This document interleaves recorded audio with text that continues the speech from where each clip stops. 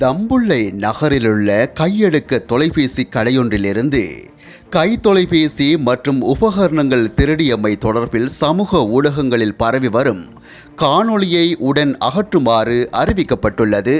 இது தொடர்பில் சம்பந்தப்பட்ட திணைக்களங்களுக்கு அறிவிக்கப்பட்டுள்ளதாக தேசிய சிறுவர் பாதுகாப்பு அதிகார சபை தெரிவித்துள்ளது.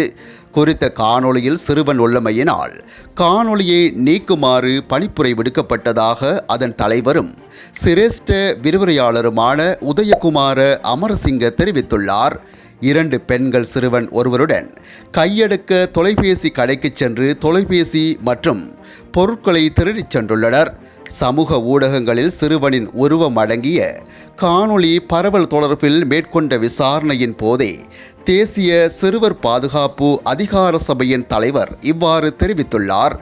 இதனூடாக சிறுவனின் உரிமை மீறப்பட்டுள்ளது. இது சட்டத்தை மீறி செய்யப்பட்ட ஒரு செயலாகும்.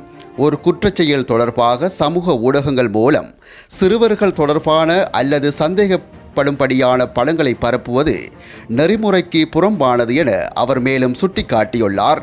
ஆனால் வீடியோவை இணையதளத்தில் வெளியிட்ட நபரை தற்போதுள்ள சட்டத்தின்படி கையாள்வதில் சிரமம் உள்ளதென அவர் மேலும் கூறியுள்ளார். அதற்கமைய எந்த ஒரு குற்றச்சாட்டையும் இணையத்தில் வெளியிடும் நபர்களுக்கு எதிராக சட்டங்கள் அவசரமாக தயாரிக்கப்பட வேண்டும் என தேசிய சிறுவர் பாதுகாப்பு அதிகார சபையின் தலைவரும் சிரேஷ்ட விரிவுரையாளருமான உதயகுமார அமரசிங்க மேலும் தெரிவித்துள்ளமை குறிப்பிடத்தக்கது.